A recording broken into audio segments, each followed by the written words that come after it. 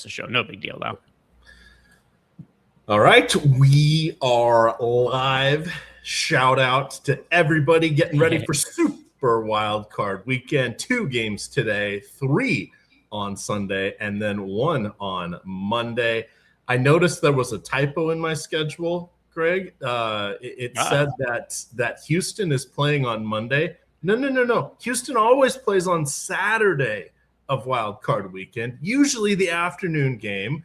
If not Houston, it's Jacksonville. So I don't understand what happened to the schedule this year. This is not allowed. What's funny is just because like I've been doing some other behind the scenes things. When you first said that, I was like, what did I fuck up? Because when you said that, I was like, what did I mess up in the schedule? What did I oversee? And I was like, it would be very funny of you to just wait until we started the show to bring it up here. And then I realized it actually had nothing to do with me. But I'm on high alert. I'm like, what did I fuck up? What did I do wrong? As I'm trying to learn some new things. Well, we got carried away talking about other stuff. I meant to give you a heads up. I was going to do that little bit. Although I will say the 2 things that surprised me. One are the Houston game. It literally, they always seem to be on that Saturday. And then I was looking because my wife found our little for our puppy who's almost a year now. We found her predecessor Seahawk jersey. So she's like, "Oh, is there any more Seahawks games?" I was like, "Why, yes, they did make the playoffs. This is going to be great." So she brought it up to the house, and she's like, or up to this place, and she's like, "Wow, how come are you going to put it on, or what are you going to do?" And it's like, "Oh, they don't play till next weekend." I forgot they had a bye. They never get a bye. So, number 1 seed in the NFC for. A lot of people are convinced that Sam Darnold not capable of winning big football games, but he won a handful of them this year. And as a result, the Seahawks have the number 1 seed in the NFC. You got Sam Darnold, like the most winning quarterback in the league now. He goes, 14-3 last year, and they got, screwed out of the top seed, and then they have got the best record this year. So it's he's been winning football games. That's Sam Darnold.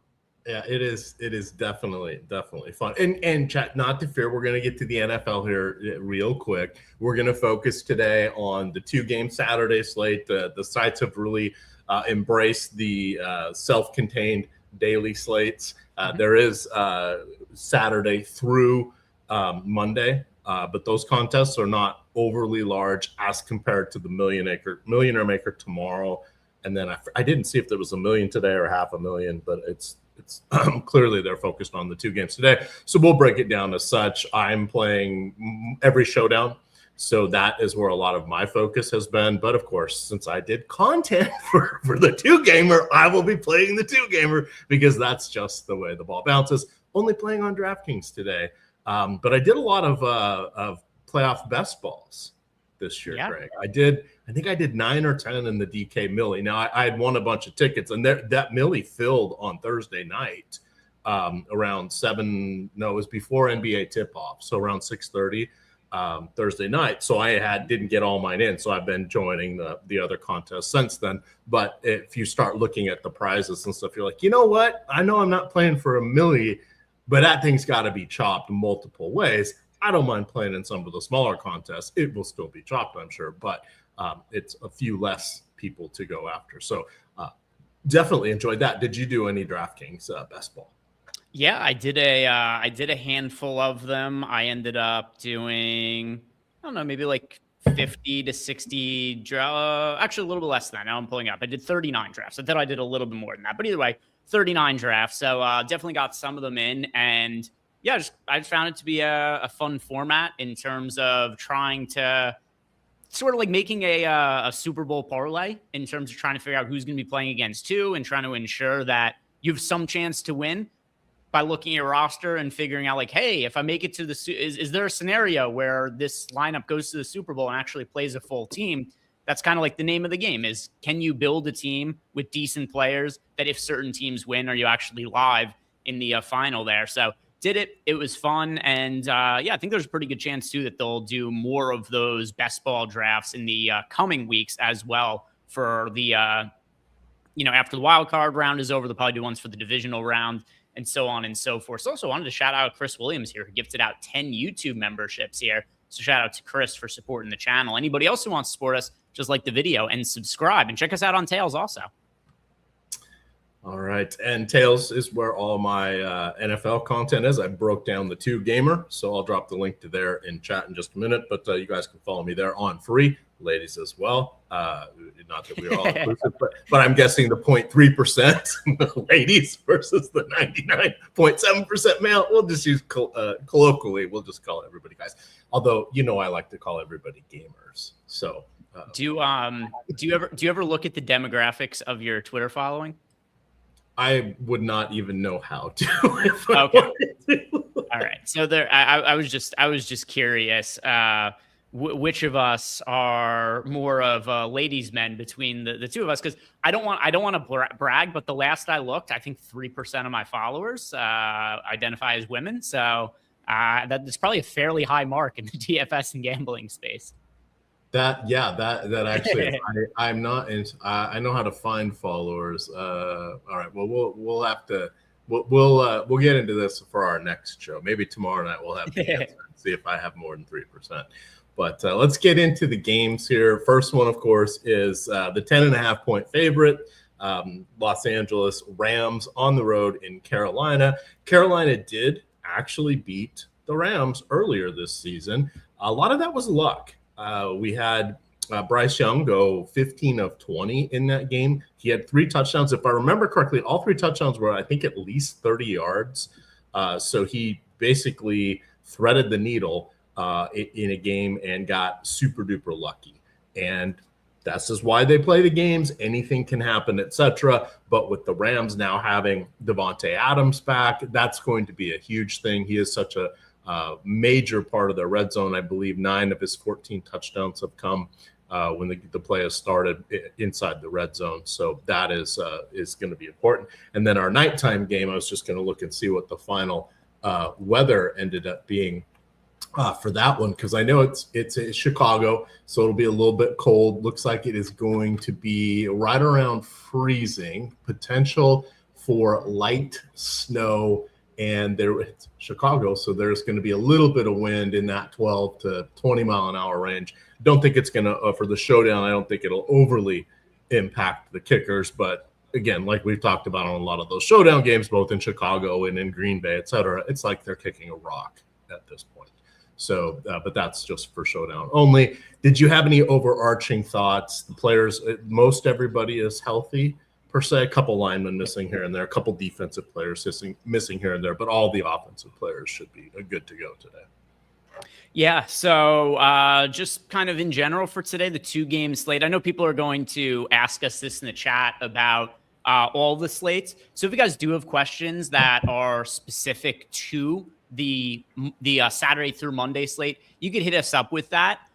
It is hard to cover all of the slates on these individual shows because there are so many of them. There's the Saturday slate, there's the Saturday to Monday slate, there's the Saturday to Sunday slate, there's the Sunday only slate, there's the afternoon slate, there's the primetime slate. So kind of trying to gear our show. Like we're doing a show obviously today, tomorrow, and 2 of them on Monday, strategy show in the morning and then live before lock at night. So trying to gear it towards which contests are the biggest on DraftKings because it isn't really feasible to cover every single contest on all of the shows. But yeah, if you guys have any questions about specific slates, we'll do our best to answer them. Indeed. So let's kind of look at our quarterbacks here, because everybody is, and we've seen this because we've had a lot of 2-game slates leading up to this, but relatively spread evenly for the most part. You could say, well, Bryce Young is kind of trailing behind the other guys, but it's sort of a 3-horse race. But it's not like an, oh my God, this guy's going to be on every lineup like it is when we get to Puka Nacua, who was pushing 95% on DK and 75% on DraftKings when I was looking at that earlier today. So your differentiation path is pretty much play the quarterback that you would like, and then start setting up things around that. So there's not going to be a ton of overlap there, but the strategy will be, well, do you play Puka or not? And then, are you going to play Brandon Jacobs or not? Those are really your 2 best differentiation points against the field here today. So I'm building up my 50 lineups on DK. I will probably go 70% Puka, and I'm going to come in maybe half the field of Jacobs. And that's sort of where my analysis is going to be coming from. I'm trying to find direct differentiation against those players and the field. So. Yeah, so I'll just give you guys a general overview of some of the ownership that we have for the slate, and I'll go by position. But so at quarterback, Stafford, he's your chalk at 51% ownership. At running back, Jacobs is the chalk, just under 80% owned. Wide receiver, Puka Nacua, we see this with guys who project just outstandingly well. We'll kind of break the ownership projections at times. Make no mistake, Puka Nacua is going to be the most popular player on the slate. I don't think he's going to be 98% owned, but probably somewhere in the 85 to 90% range is where he'll come in as far as ownership goes. Then at tight end, you've got Colston Loveland, 52%. And then I guess I'll add in Devontae Adams also, 62%. So even if you wanted to go to Devontae Adams instead of Puka Nacua, I guess relatively you're getting some sort of ownership discount, but he is still really popular. So 2-game slate, and we're seeing some pretty condensed ownership on certain spots, in particular, I should say, in the Rams passing game. Josh Jacobs, thank you for everybody correcting me. Josh Jacobs. It would not be a show without me referring to Brandon / Josh Jacobs, Travis / Derrick Henry, the San Diego Superchargers. You love me. I'm your old pal. Now it's no longer OL apostrophe. It's OLD old. So it's rough for Emac. He hasn't quite recovered from the Dodgers moving out of Brooklyn. It's still to him to New York. Yeah, but by the way, not for football, for baseball. He still thinks of the New York Giants. It's been some tough transitions for Emac over the years. I know it's you guys. Most people don't realize that's why they call it the New York Football Giants. That really was a thing. Was a thing. When Emac was a kid, it was just York. York, yeah, it wasn't even new. Oh, good times. So where do you see? So let's break down the quarterbacks real quick. Mm-hmm. 2 of them do not run very well. You've got Love, who I'm just going to use last name, so can't wait till I get to Williams or McMillan or something. If we look at Love, he has 5 games this year of 20 or more rushing yards, but he doesn't really get touchdowns. He has just 1 in his last 31 regular season games. So while he's mobile in the pocket, doesn't get a lot of upside. I do like the over 12.5 on his rushing yards. You could get that over on Novig at the best line earlier today. That was in my article, but I think that is an interesting number. We have Bryce Young, ran a lot as a rookie, ran for his life, as they say, with all the sacks he was giving up and just terrible offensive line play. But over the last 2 years, he's still rushed for less than what he did in his rookie season. So he doesn't run a lot. Caleb Williams is strategic. Of everybody on the slate today, Matthew Stafford is the statue. And then Caleb Williams probably is the biggest threat with running, but he has not done a lot of it. So this is the kind of the odd slate where none of the quarterbacks really I wouldn't point to any of them and say, oh, yeah, they're going to get a rushing touchdown. Because combined, I think they have, I'm going from 6 on the year, all of them combined, or 7, all of them combined. So there's just not a lot of rushing upside. But these games mean everything. Mm-hmm. It is, lose and go home. So that we know quarterbacks run a little bit more in those situations. It's just hard to pinpoint that. How do you want to differentiate if you're building just a couple lineups, how are you picking your quarterback? Or how would you advise people to pick their quarterback? Sure. So this is really uncomfortable, Emac, but just based on what the ownership is and how difficult it is to make different looking lineups, I do think it makes sense to come underweight to the field on Matt Stafford. You'll see that in our sims, we got him projected for 51% ownership. He only shows up in 6% of top lineups. That's one of the easier ways to differentiate. My preference is to really build around the Bears-Packers game with quarterbacks and go to Caleb Williams and Jordan Love. If you're playing large field tournaments, you could take shots on Bryce Young as well. Bryce Young shows up in lineups the same reason that Stafford doesn't. It's just because of ownership.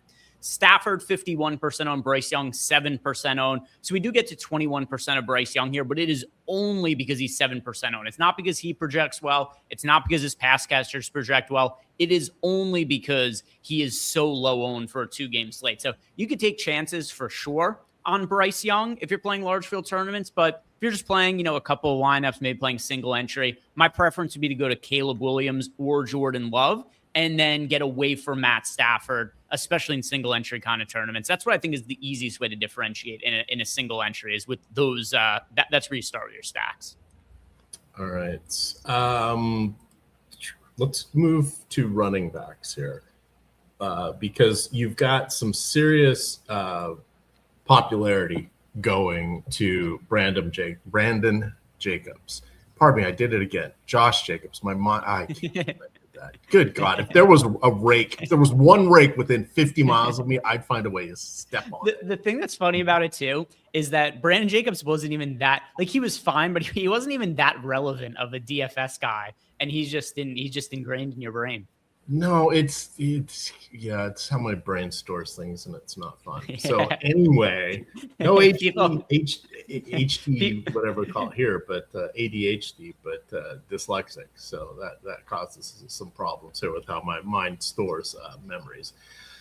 Okay, so our running backs here. If you want to pop that up on the screen, I'm sure that will make everybody happy here.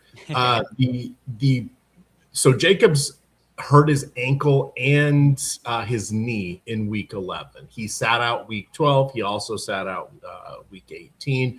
He is for a few of those weeks, it was if you run on it, your knee starts to swell up, kind of an injury, and that was affecting his mobility, his ability to cut, etc.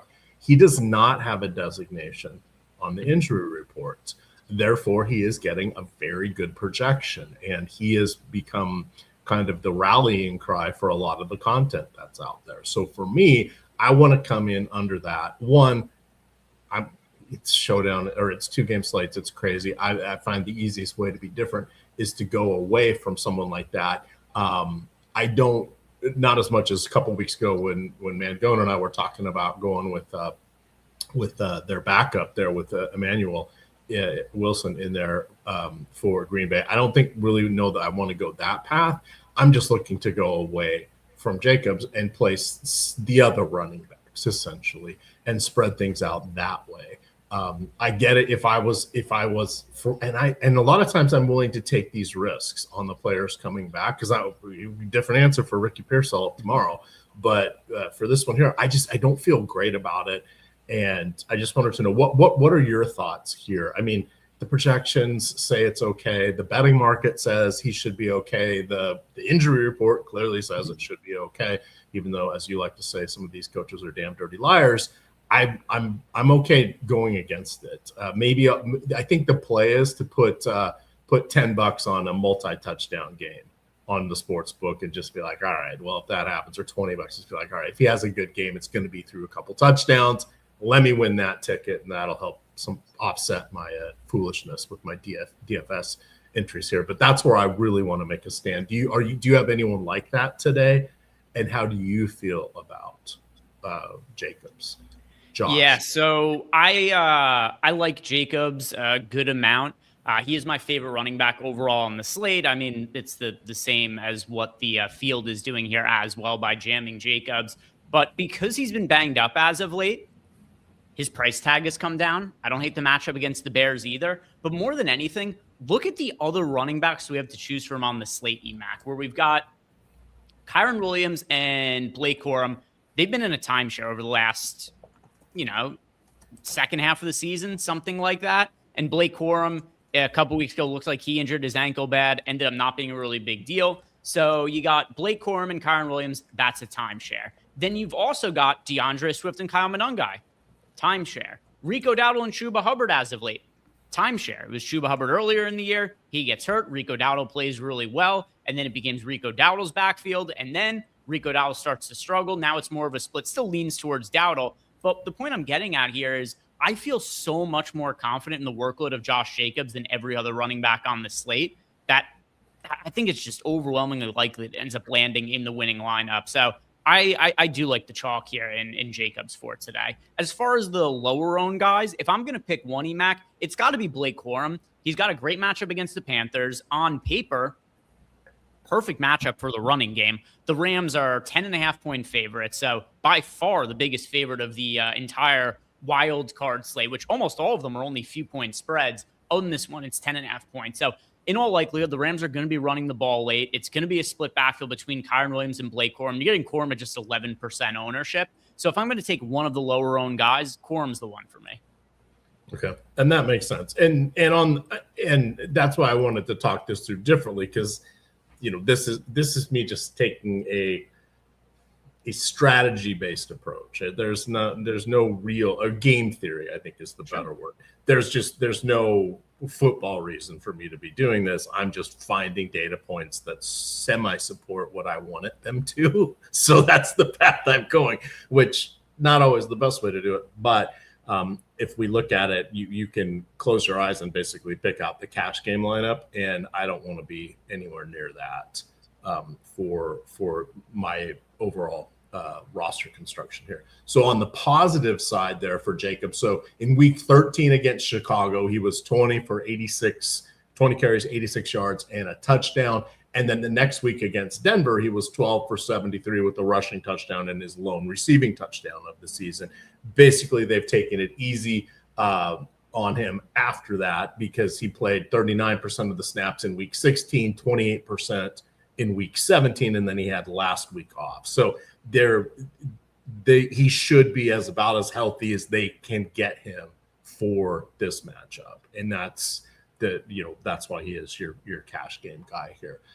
You mentioned Blake Corum. So Corum got dinged up in the last the primetime game that we had the Rams on, but he was running and doing wind sprints on the sidelines, or I don't know, the wind sprints are the right thing, but he was doing like 20-yard sprints on the sideline, just testing out his ankle. It looked like he could have gone back in if they had wanted to choose that path. So I have no concerns about him. But you start talking about the timeshare again, and you're like, yeah, the one guy who is not in a timeshare at this point is Jacobs, because the guys behind him are getting about 20% of the snaps each, and that should slide down even further because of the playoff game. And Jacobs, while he doesn't get a lot of targets, he's a capable pass catcher. He's not in the Derrick Henry mold here. So he kind of stands out as we can see why he's everybody's popular guy. If you look at Swift and Monangai, so this is very interesting. The last 6 games, Swift has an edge on playing time, 55 to 45%. If you look at this 6-game stretch, Swift is averaging 2 more carries per game. Okay, that's helpful. If we look at targets, it is each he and Monangai each have 14 targets in these 6 games. Swift has 13 red zone opportunities. Oh, okay, that's pretty good. Monangai, oh shoot, he's got 12. So everything's pretty even until we get to touchdowns. And in that case, it's 5-1 Swift to Monangai here. So it's, Swift is going to be the more popular player.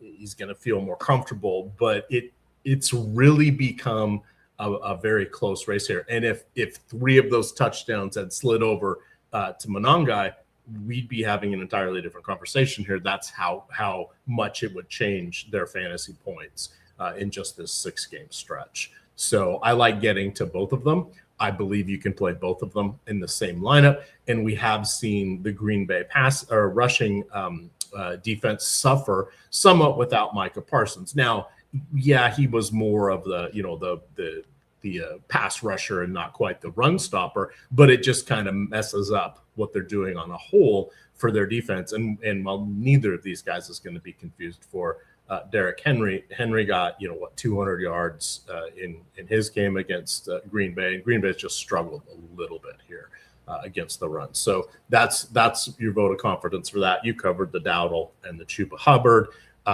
semi coin flip there. And then the other thing I've seen a lot of people talk about is, what if they play through Kyren Williams? We're just finishing up the thought there on Quorum.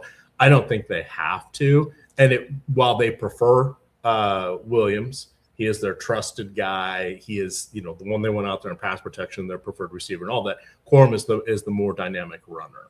And he could be the guy that gets the mop-up duty. It doesn't have to be Kyren.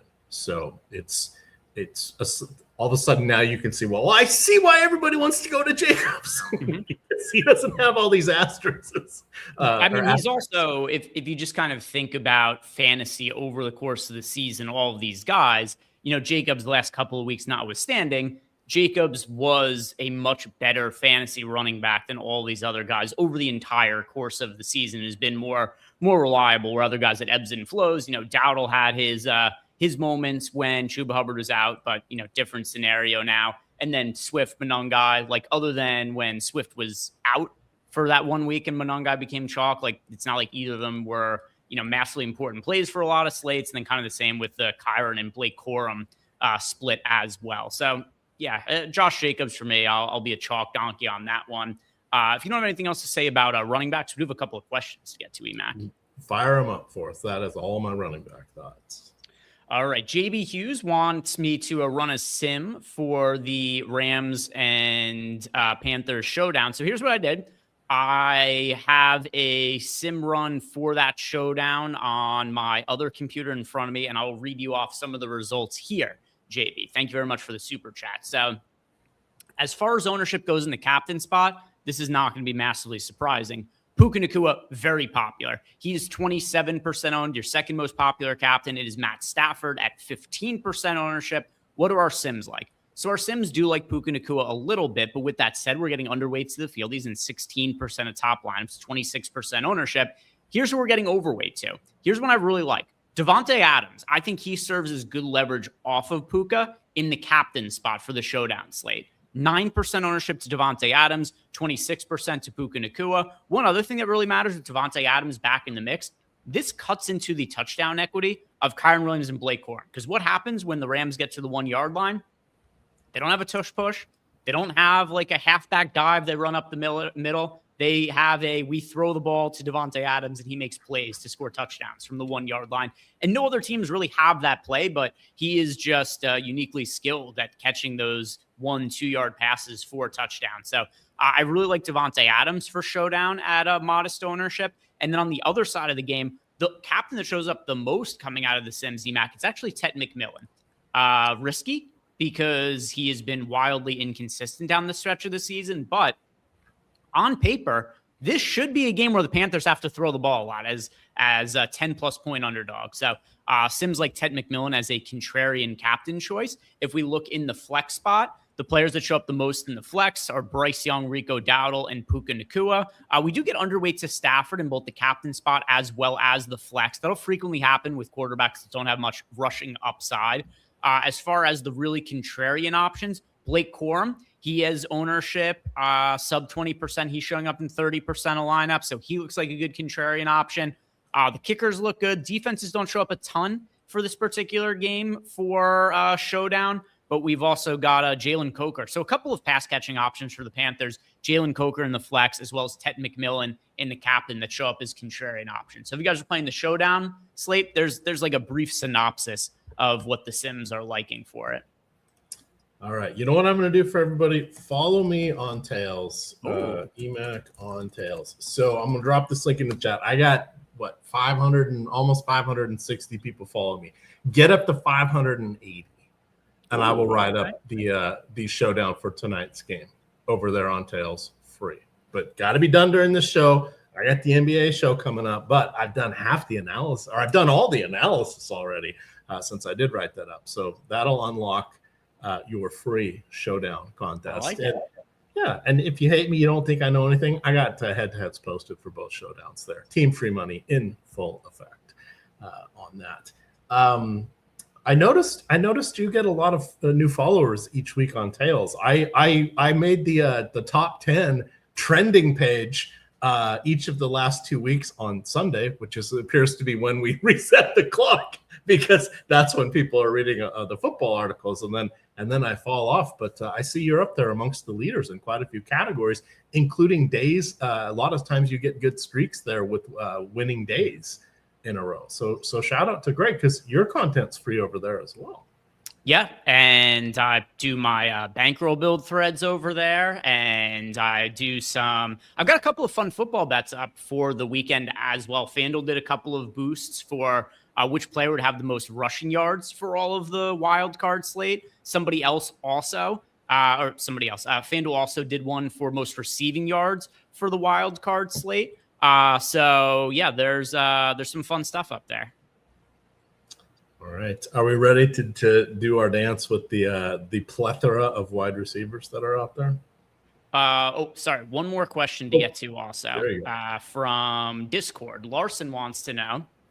He said, I know that NFL is different from the NBA, but are we backloading any of the later games intentionally if playing the Saturday to Monday slate to accommodate for late swaps, any big fades from Saturday on the full slate? So ownership is quite a bit different looking on the full slate. Like you don't have anybody who's 90% owned or 80% owned the same way as the 2-game slate today or the 3-game slate tomorrow or anything like that.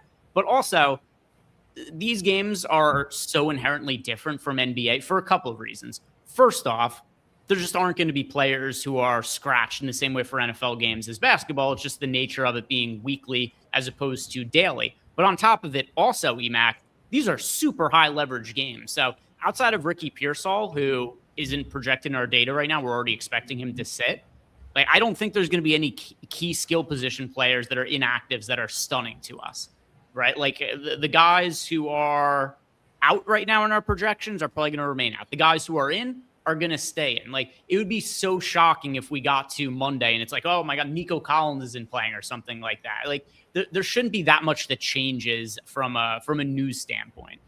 Yeah, so you're kind of the late swap that happens on these is Josh Jacobs is a little more popular. He's still one of the more popular running backs, but if he, just using him as an example, he fails today, or Puka Nacua fails today, then you may want to adjust how you have the rest of your lineups or your player portfolio, etc.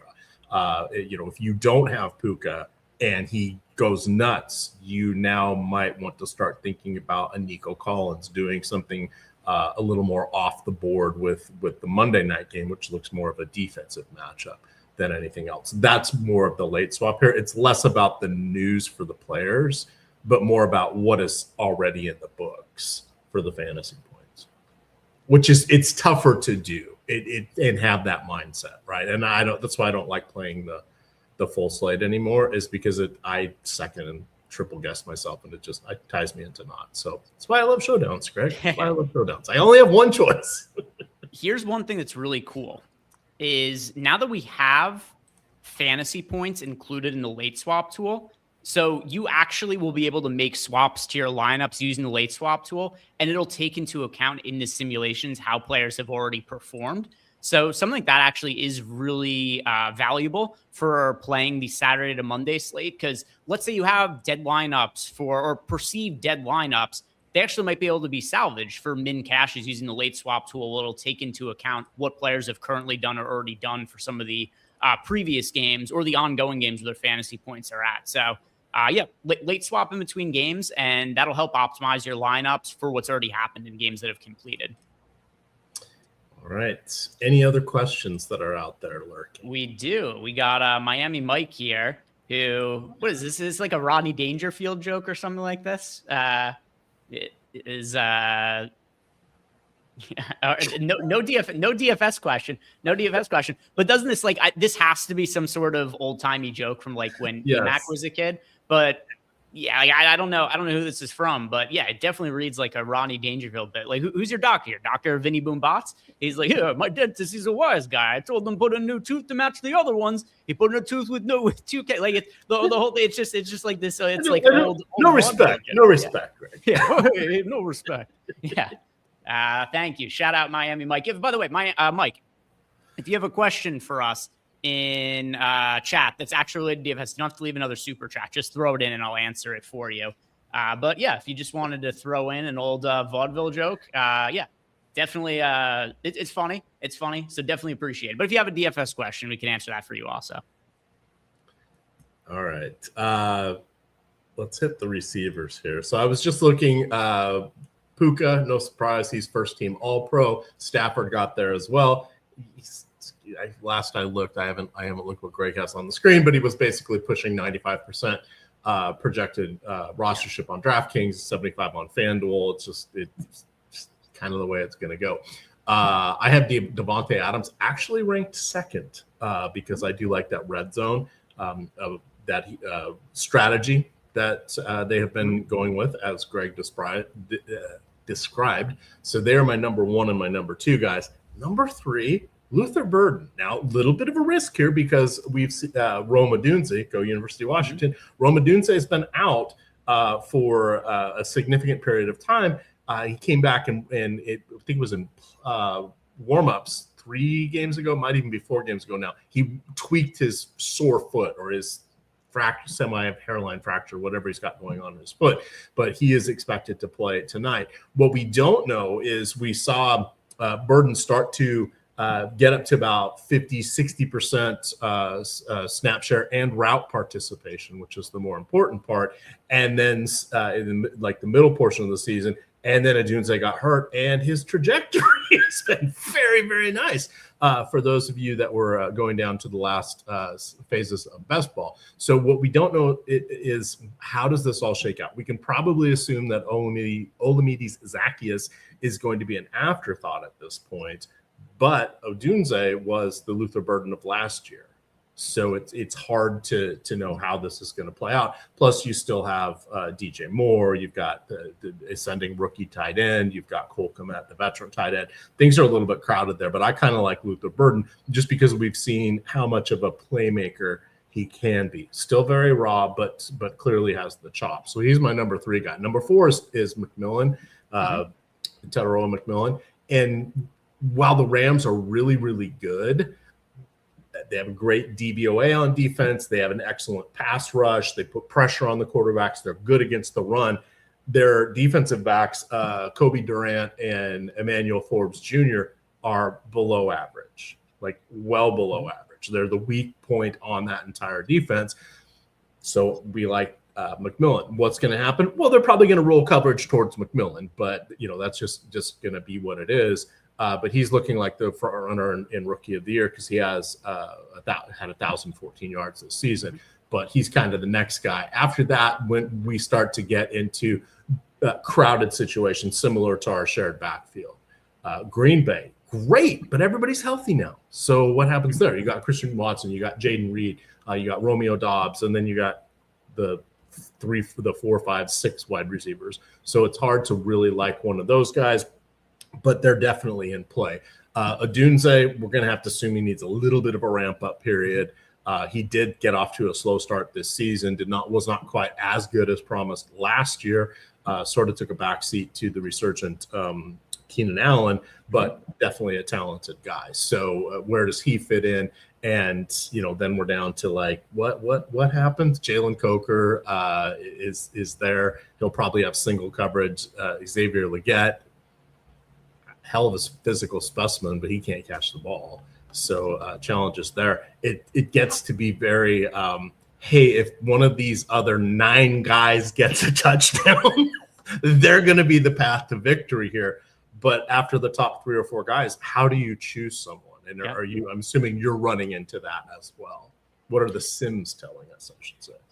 Yeah, so it's funny. I saw all the ownership going to Puka the other day, and Lofty and I do our single lineup sim show on Wednesdays where we look at the initial projections. We try to build lineups, and we initially tried to build some lineups without Puka Nacua playing around with it. Here's the problem. The salary, particularly on DraftKings, it is a little bit different for this FanDuel slate, but on DraftKings, this is one spot where they deviate a little bit. It is so easy, although it is still not like all that difficult to get to the expensive guys on FanDuel. It's just a little bit more difficult. He's 10,000. At least they did that. Shout out to the blue sides.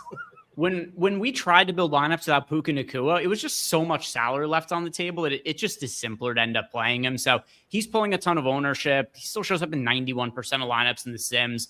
I think you just play Puka Nacua. And the other thing, too, is some of the other wide receiving options are kind of thin. You don't even need a ceiling game necessary for Puka Nacua. We don't have another wide receiver project for more than 15 points on the slate. And a lot of times, it's just whoever scores the most raw points wins on these slates. So you could probably get a game where Puka Nacua is like 8 catches for 60 yards, which would be terrible by his standards, but it probably gets him in a winning lineup for this slate. So at the chalk, I think you're just playing Puka Nacua. That's where I would start. And we'll get to some of the other guys in a second. Just want to make sure to answer some of your questions here. And some of this will be encompassed as well.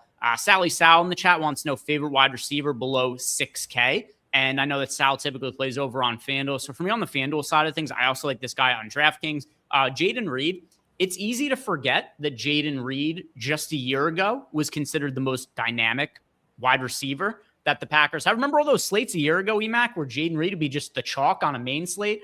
But he could get carries, Greg. That was key. Yeah. Last year, Jaden Reed was frequently more than 18% on a full Sunday slate, and he's only 18% on a 2-game slate at 4K. So it's been a really odd season for Jaden Reed. He had the broken foot coming into the year, and he was like, I'm just going to play through it, which seemed ill-advised, but he tried to do it. Wasn't all that effective. And then he breaks his collarbone or shoulder injury. Yeah, broke his collarbone in week 2. So he had surgery on both 3 days later. So. Which I think was kind of a blessing in disguise for him, because I just don't think there was a way he was going to make it to the end of the season with the foot injury that he was trying to play through. So now he's going to be coming into the playoffs where usually guys are a little banged up. This is probably the healthiest Jaden Reed has been all year. He's had a couple of surgeries. He's had a little bit of a ramp-up period. I really like Jaden Reed at modest ownership in both FanDuel and DraftKings. So he's my favorite contrarian, contrarian with an asterisk, because contrarian relative to a 2-game slate. But of guys who are not pulling a ton of ownership, Reed's my favorite on FanDuel and DraftKings. Yeah. And he has become I'm over on the secret site, Yahoo. I'm doing it still in some leagues that are wrapping up, but he is on every permutation of what I'm doing over there. I'm building one lineup for each of the slates, but he is on every team. Mm-hmm. And similarly for your reasoning, that's kind of where I got there. I didn't mention their rookie. I'm blanking on his name, Golden.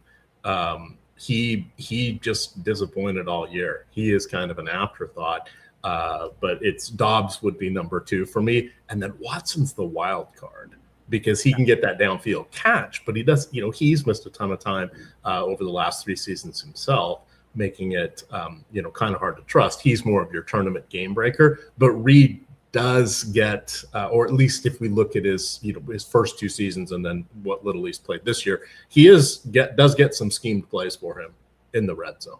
So that's what makes him popular. And we did get a follow-up from Miami Mike. Here's a question outside of his Dr. Vinny Boombots reference that he made earlier, whoever the dentist is that's putting in new teeth with cavities. But Miami Mike says, my question is, given the fact that Carolina shut down the Rams a few weeks ago, why are the Rams so heavily favored in Carolina with bad weather? So first off, the weather's not a concern to me. There's like a chance of some showers, but it's not going to be like, if you guys saw the game that the Panthers and the Buccaneers played last week, that was impactful to the game. It was windy. It was a downpour. This looks like not even guaranteed rain, but kind of like on and off showers and no wind or anything like that. So I don't think the rain is going to play a real factor in this game. It's not something that's a real concern for me. But as far as why are the Rams big favorites, even though the Panthers beat them a few weeks ago, it's because individual games where teams play against teams, it's just one game. It's a small sample size. It doesn't actually mean anything. It's not something that has any real tangible impact on what we should expect from future games. Now, with all that said, if I have to bet one side of the game, I'm going to be taking the Panthers with the points. But the good thing is, EMAC, there is not a rule that states that we have to bet every single NFL game with the spread. So I do not have a spread bet for the game. But if I had to pick one, gun to my head, I would take the Panthers side because it is, pretty wide.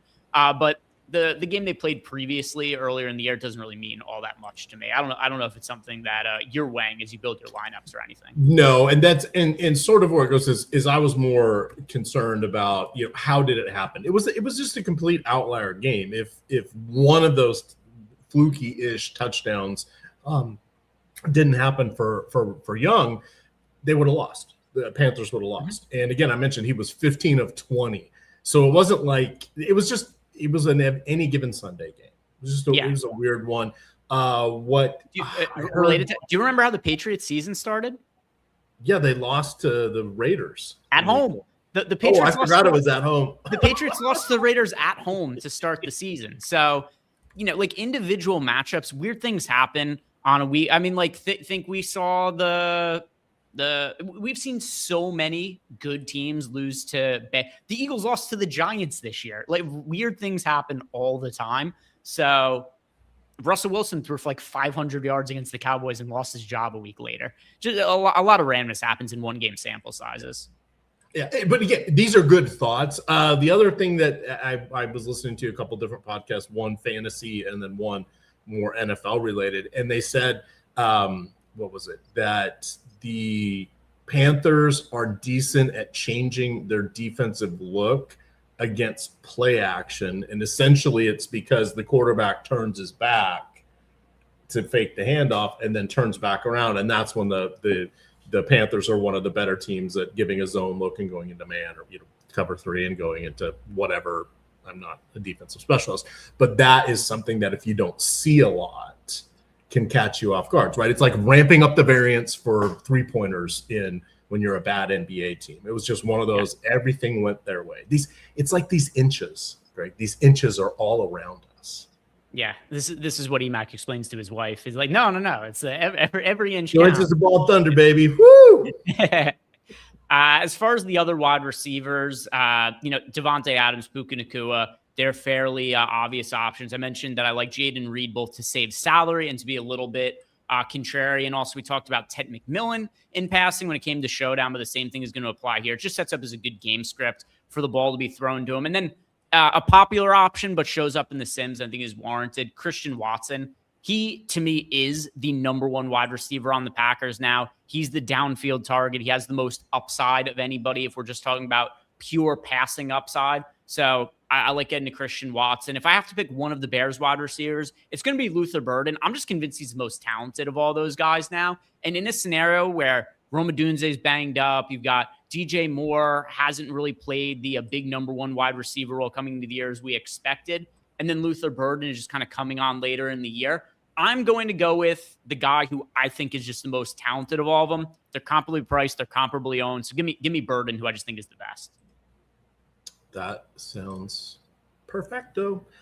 Quick thoughts on tight ends. Let me just rattle this off while my sim is running here. Colston Loveland, I got him as number 1, back-to-back 20 fantasy point games in full PPR scoring. Gives him the top ranking. Tyler Higbee is back. He missed a major chunk, if not almost all of the season, but he came back and is looking like he is ascended to the top tight end role there again with the Rams.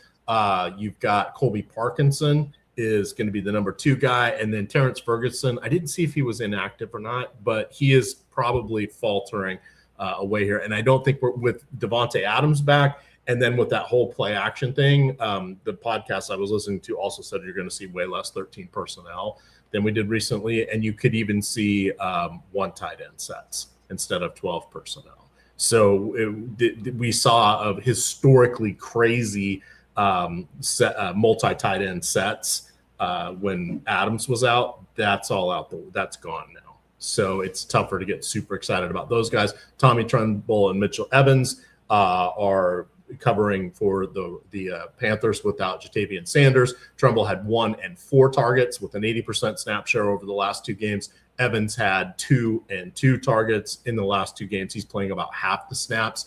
Luke Musgrave, he's not Tucker Kraft, sadly. He's okay, but again, crowded Green Bay room there. And then you've got Cole Kmet. Prefer him on the Showdown slates. He's going to need to get a touchdown. Any of these guys gets a touchdown, and they're a difference maker aside from probably Colston.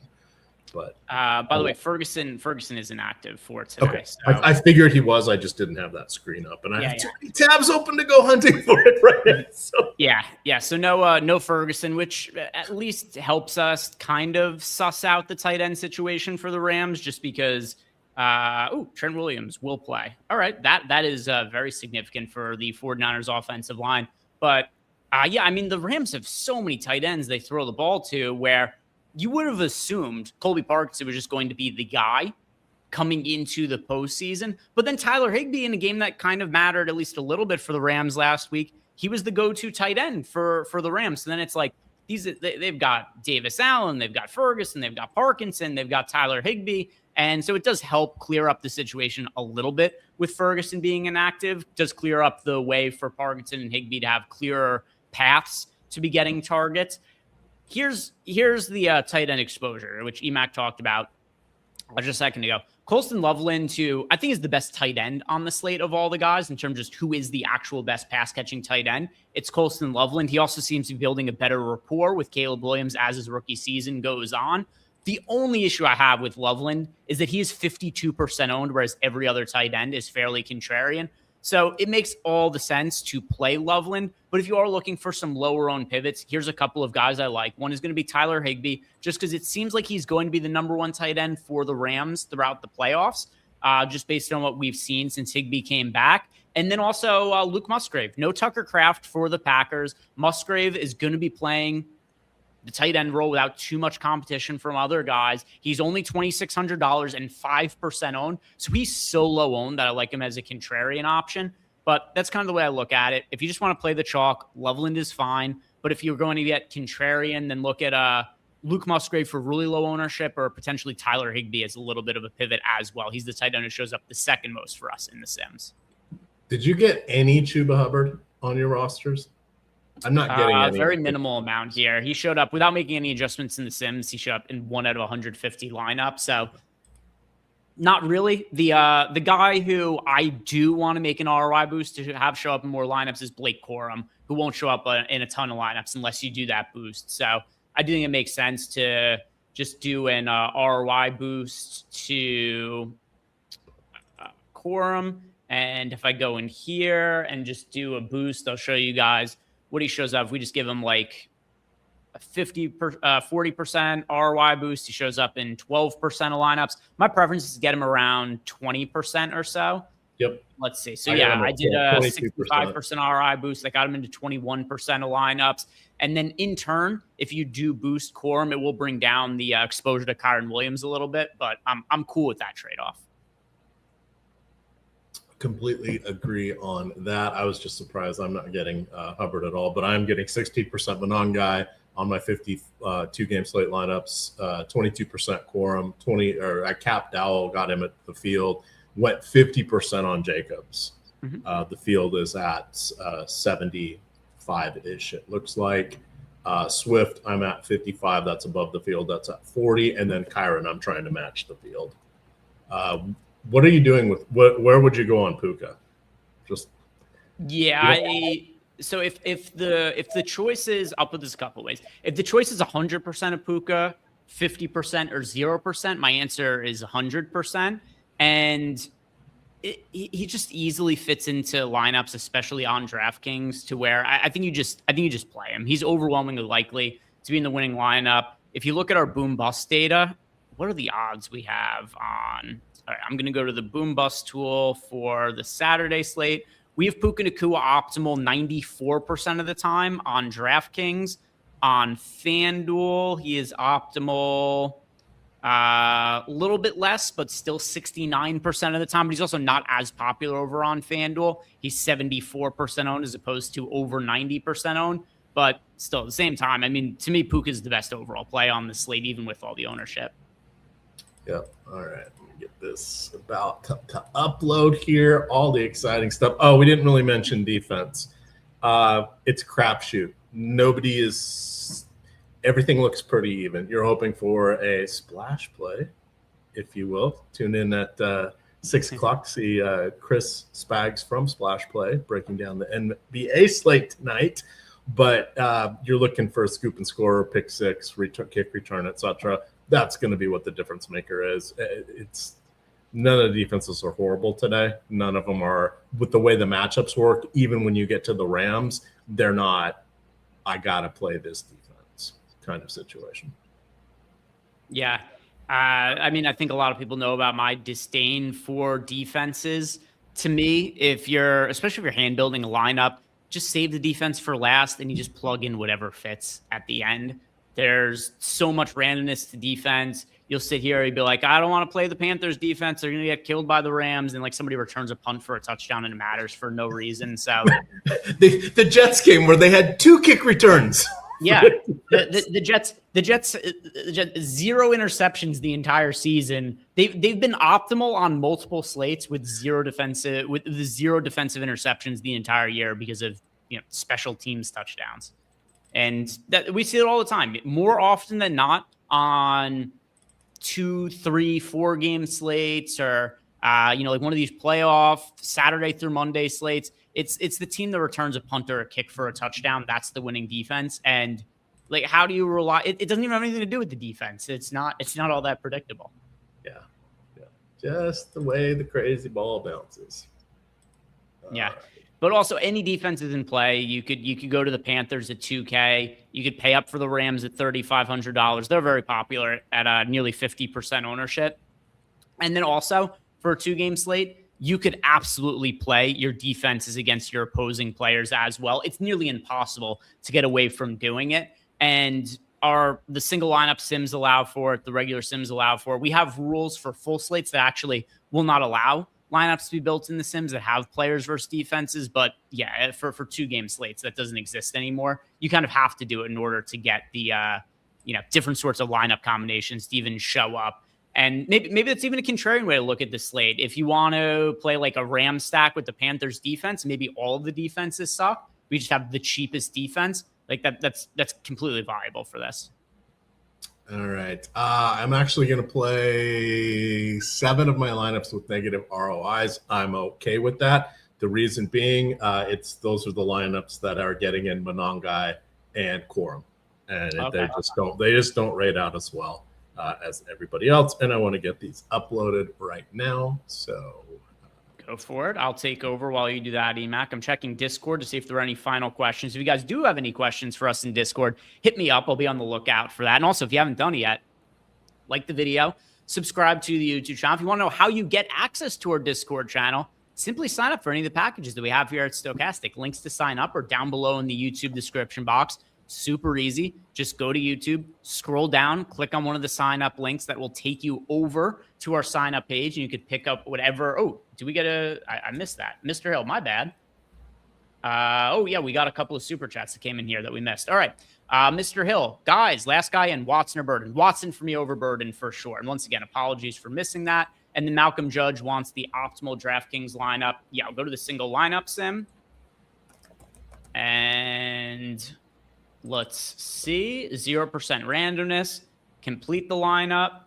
And here is the optimal projected lineup for us. Keep in mind, this is not necessarily like the cash game lineup or anything. This is the lineup that projects the best in our data with all the different possible lineup combinations for the Saturday slate. Jordan Love, Josh Jacobs, Kyron Williams, Puka Nacua, Devontae Adams, Christian Watson, Colston Loveland, Jaden Reed, and the Rams defense. That is the highest possible projected lineup you could get on DraftKings for the Saturday slate. For the FanDuel slate, let's see what we've got. For the Saturday slate on FanDuel, the highest projected lineup, we'll do the same deal. 0% randomness. Stafford, Jacobs, Swift, Puka Nacua, Christian Watson, Jaden Reed, Colston Loveland, Blake Corum, Packers defense. Those are the highest projected lineups that we have on both FanDuel and DraftKings for the Saturday slate. And double checking. All right, cool. That is all of the questions answered. Did you get your lineups uploaded there, Emac? I did. It was a little touch and go there, but I got those in. If we get 10 more people there to like me on Tails or follow me on Tails, I'll get to work on writing up that full player pool breakdown for the Showdown slate tonight. And then, of course, 6 o'clock, you're going to get NBA Live before lock. I'll be on with Spags. But go like me over there, because if I don't get enough likes in the next 15 minutes, I ain't going to do it. Sorry. It's quid pro quo.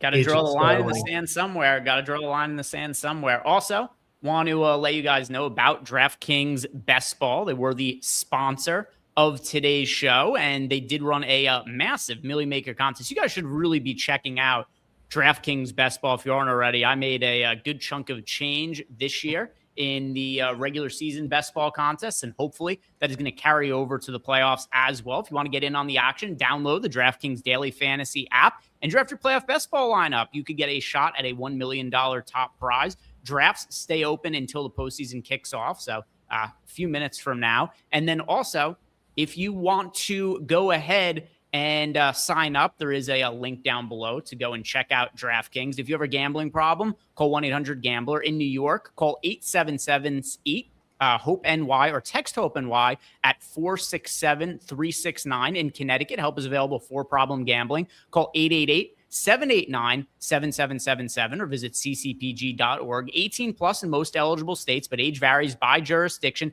Eligibility restrictions do apply. Void where prohibited. See terms at DraftKings.com. This is sponsored by DraftKings.